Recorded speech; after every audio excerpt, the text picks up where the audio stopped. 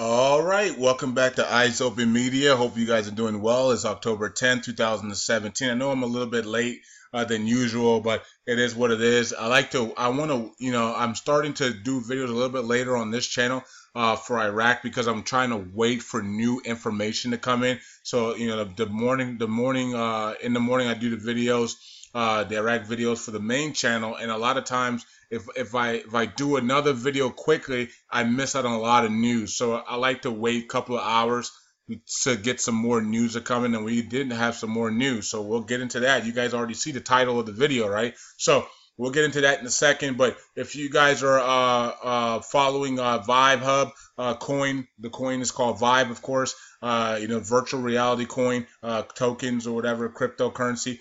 They are on Hit BTC now, so they are live on Hit BTC. So if you haven't Hit BTC account, which I don't have, I should have one.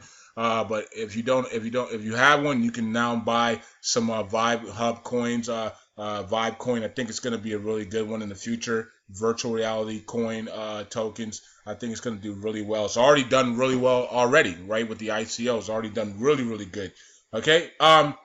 Also, I did do an EOBot video. It is going to be out on the main channel. My first EOBot video in about 2 months, okay, and on the main channel. So I did do one there, so you guys can check that out. And also for you guys, I still don't know anything about the Bitcoin Gold hard fork for the exchanges on the 25th. Not sure who's going to be, what exchange is going to have Bitcoin, Bitcoin Gold available for us for holding Bitcoin. Okay, SegWit2x, we already know Coinbase is going to do that, and other exchanges, probably every exchange is going to do the 2x hard fork. Okay, but we know Coinbase is going to be doing that. Okay. And also I made a statement on Twitter saying, why would I hold altcoins when I know that the SegWit 2x hard fork is going to be right now and is valued at 0.25 Bitcoin. So 25% of Bitcoin so that's over $1,000. So why would I put my money in altcoins when I can just keep my money in Bitcoin? And if I have 10 Bitcoins, I'm going to get 10 2x hard fork coins, and right now those coins are valued over $1,000 a piece. That's over $10,000 in free money. You know what I mean? So that's what I'm saying. So that's, people are realizing that. Okay, some people are not for the Bitcoin Gold hard fork, which is fine. The SegWit 2x hard fork, it's going to be more money for everybody, and that's going to be early November, mid-November, somewhere around there. We're going to get the dates on that here soon. It's going to be sometime in November. Okay, so if they did push it out to December 1st or something like that, then it would just be more time to load up on more Bitcoin, because the price is still going to be probably around 25% of the Bitcoin price. So if Bitcoin runs to 7,000, then we're talking about $1,700 per coin, free money. Okay, so that's incredible amount of money. So for free. So I think that's why people are rushing into Bitcoin. I wouldn't be surprised if Bitcoin's over $5,000 today or by tomorrow, because people are just going to be loading up Bitcoins to get that free money for the 2x. Now for the Bitcoin Gold, of course, I don't know what the price is going to be on that one, but it could be $100 per Bitcoin Gold. It could be $200, $300. That's still free money for each coin that you hold. I mean, it's unbelievable. So they're giving out free money in the month of October, November. You better take advantage of it, right?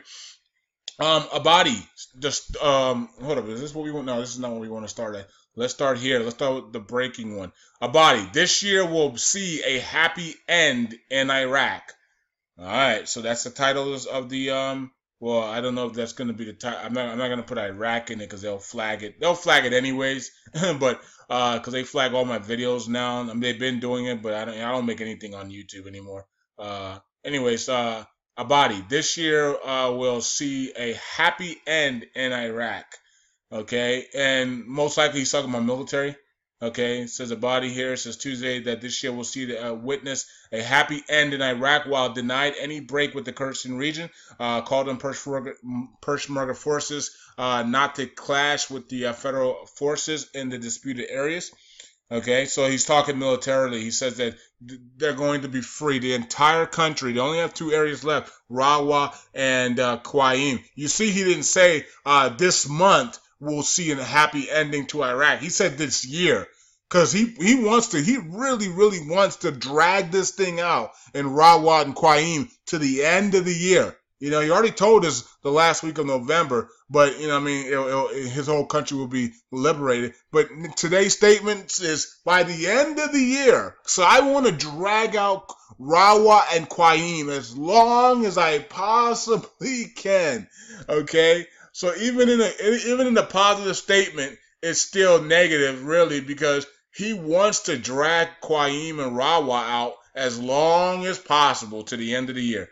Okay, and I hope he doesn't do that, but it looks like they're going to be. Let's see how long it takes for them to start the liberation of Rawa, because we know that's next. We know they're going to keep Qaim till last. So let's see how long it's going to take them to start the publicly liberation of Rawa, because Rawa's already completed privately. But let's see how long it takes them to start the public. I guarantee you, it's probably going to take another 3 weeks. I mean, if they do it this week, that would be awesome. And I'd be like, okay, cool. We're getting somewhere. But if they take 2 to 3 weeks to start the liberation of Rawa, then you got to question yourself. Abadi wants to go all the way to the end of the year, and the end of the year for him might be December 1st, right? And then the holiday seasons and all that stuff start and blah blah blah blah. Okay. Abadi, the start of dialogue with the Kurdistan region should be based on 3 things. Okay. Based on 3. It shouldn't be based on nothing that you have to say about it. You shouldn't have to. You can't dictate what somebody wants to do, because they already voted to go free. So they don't need you to come in there and start dictating things. Especially when you don't give you're not giving any purchasing power. You're not giving anything. You want them to stay the same. Stay here and continue to not get any funds from us. Continue to only get 1/4 of your payments. Continue to get your payments late from us. Continue to not have any laws. Continue to just be dysfunctional. You're not bringing anything to the table. Like, Abadi wants the Kurds to stay the same with them, but doesn't want to bring anything to the table. He didn't bring Article 140 to the table. He didn't bring any purchasing power to the table. At least say, you know what, we'll raise the value to 10 cents, and so you can come on back. We'll give you some purchasing power. He doesn't even want to do that. So, there's nothing to talk about. The application of the confederation needs to be amended by the Constitution. Yeah, so they are talking about this confederation bullcrap. I don't really get it that much, but whatever. Abadi's policy to break with the Kurdistan and any dialogue should be based on 3. Okay, why are you repeating this thing? I don't get it. Abadi declares his position on the confederation. Says the confederation system in the country needs to be amended to the Constitution. Political and institutional framework in which several countries are merged, driven by a desire to jointly manage certain interests without abandoning any part of their national sovereignty, but only to delegate some of the powers and spheres of governance of the confederal framework, such as economy, finance, and customs. Okay, so that's what the confederation is. All right, so we'll see how that goes. Abadi's talking a lot today. Mobile phone companies confirmed subject to the authority of the federal. And that's Zane and whatever else this one is called. Says Iraqi government has decided to take steps to control the mobile phone company in which is based in Kurdistan region. Okay, wow. So let's see. Says federal authorities in Iraq, both Cork and blah blah blah, whatever else that place is called, are based in the Kurdistan region. Baghdad has taken punitive measures on Kurdistan after the holding of the referendums. So you're gonna try to bully them by trying to take their phone companies? Are you serious? Okay. It's their phone companies are located in Kurdistan, not Iraq. I mean, it's in Iraq, the country, but if they're going independent, it's located in the Kurdistan region, which is soon to be a country if they go independent in the next 2 3 years. Iraq is the second most important important, the most important importing country from Kuwait, worth 56 million dinars. Okay, cool. I'll post all these articles for you guys to read it. It says urgency or urgent, whatever you want to call it. The end of the meeting of the Democratic Party bloc. 3 decisions for Baghdad. Okay, what's up with these 3 decisions? Wait, 3 decisions, 3 decisions, 3 decisions. And then when you read the article, where are the decisions? I don't see anything. You know, we will strengthen relationships. We will not allow employees and no one that can prevent us from returning to Parliament, and we cannot punish us according to the Constitution.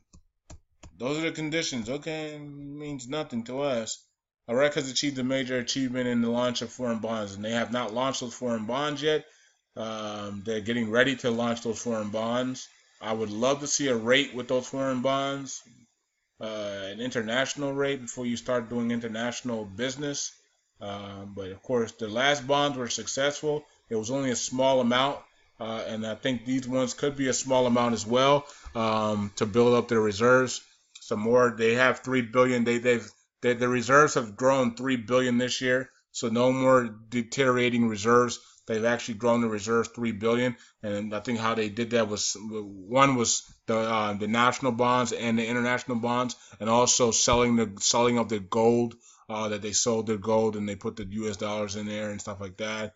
What else? Also reconstruction that is taking place and people coming in to invest in the country as well as coming in. So those are happening, and that's helping to grow their bonds. I mean, to grow the reserves. Kurdish officials says hundreds of Al Hawaja pilgrims surrendered to Peshmergas. Okay. Says here that Barzani Erbil is ready to dialogue with Baghdad with an open agenda and without conditions. Man, you guys talk way too much, man. You guys just talk. The Kurdistan Commission announces the final results of the referendum votes and to ratify it. Cool. And it says here that the Ministry of Oil sets an urgent plan to resume the export of Kirkuk into to Turkey away from the region. Iraq has launched the bonds. Oh, not yet. They haven't launched the bonds yet. So that's what I have.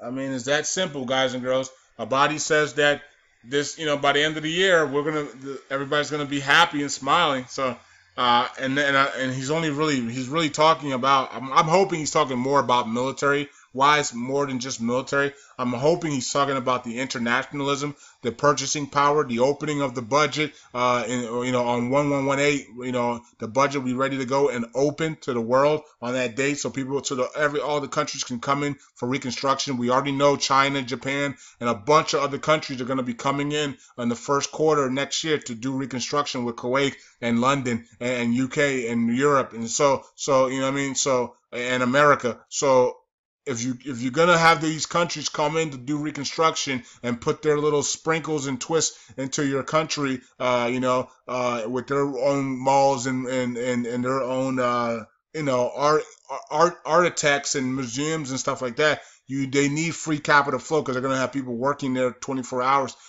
building those areas up, making Iraq look good. You need free capital flow. Number one, you need your region, you need your whole entire country to be free of ISIS and Daesh. And number two, you need free capital flow, right? So those are two things we're looking for. We're looking for the entire country of Iraq to be liberated, and we're looking for free capital flow returning to the international stage with the launch of everything, the private sector and everything else. The lower notes, the private sector, the banking sector, every sector launched when they launched the internationalism, the economic reforms. And so if that's going to make everybody happy, which it will, that's what I'm hoping that is what he's saying in these decoded wording that he's saying, that by the end of the year, everybody's going to be happy, or Iraq's going to be a happy place. And that's because if they can get rid of the ISIS and Daesh completely and be fully liberated, then they're going to be able to launch an internationalism and open their budget on 1118, and then bring in the whole world to do reconstruction and with free capital flow. And then by let's say by the springtime, they'll have their ISX, ESX stock exchanges up and running, maybe even on NASDAQ next year, and everything will be good to go. So we're hoping for that. As I told you guys, a lot can go 1-to-1 in October and November, and then hold that rate there until 1118, and then do it a free flow if you wanted to. A lock has room to change. He doesn't have to follow Dr. Shabibi.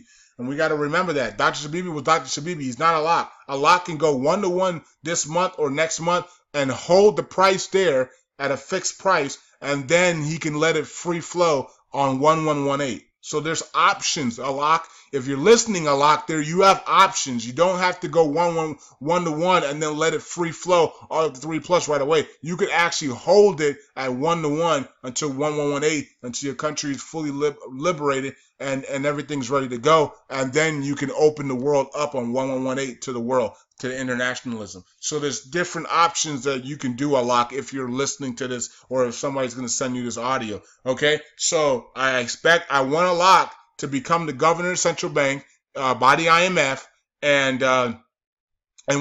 please don't send me Iraq articles, because somebody sent me an Iraq article saying that, look, here's an article saying that Alak is the governor, then it doesn't say acting governor. Please don't do that. I don't respond to any Iraq articles, I'm trying my hardest not to respond to any Iraq questions in the inboxes on Facebook, Currency 365. It's a waste of time, you know what I mean? First of all, our Iraq articles are not going to say acting governor. It's the IMF who appoints the central bank governors. So the IMF documents have him as the acting governor. We don't care what Iraq has him as. He was put in as a puppet, as a proxy governor, as a proxy position from Maliki. So we want to see the IMF, according with Abadi, announce him as the governor, and which would also make the acting deputy governor also become the deputy governor, not the acting deputy governor. Okay, so we want to see both of those positions become no longer acting on the IMF books and IMF reports. Hopefully that's this month. And if that is this month, then we know that it is going to be a great, happy year for Iraqis going into 1118. Okay, so that's it for me. Let's go over to cryptos and check this out. So let's see here. Okay, Bitcoin 4,900. Wow, broke through. Cool. So it's not at all-time highs yet. I'm not sure what the all-time highs was, but I think it was 5,000. 4,970.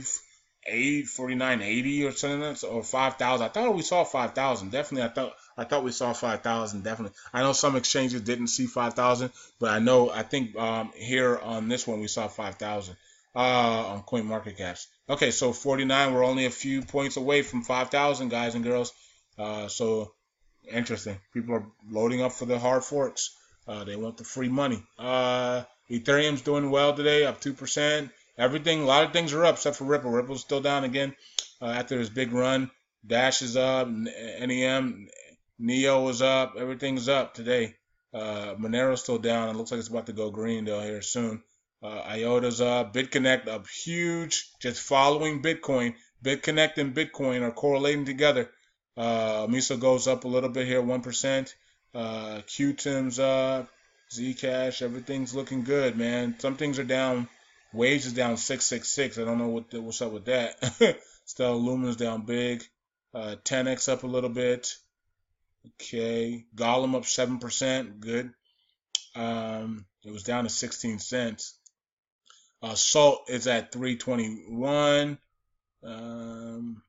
You're gonna be amazed at how high salt is next year. It's gonna be crazy. By this time next year, salt will probably be at $300 to $500. That's gonna be crazy, isn't it? That's what I think. I think it's gonna be pumped by the elites. I think the elites are gonna jump in it and just take it for a nice ride. You can already see, and you know why. Look at the symbol. What attracted us to Ethereum? What was the symbol of Ethereum? Look at the symbol of Ethereum, right? And so salt has the same symbol, basically triangle, right? A pyramid. These are the coins that, these types of coins, and they have some big players in them. these are the ones that the elites are going to, and the Bilderberg groups and stuff are going to be endorsing. So it's already on Exodus wallet already. I mean, that was fast to get on Exodus wallet. So you can already know that salt's going to be a coin that's you're going to see next year. You're going to be like, wait a minute, didn't they say it was $3 and currency 365 and the Eyes Open Media crew was saying, hey, $3 for salt, man. And now it's sitting on 300.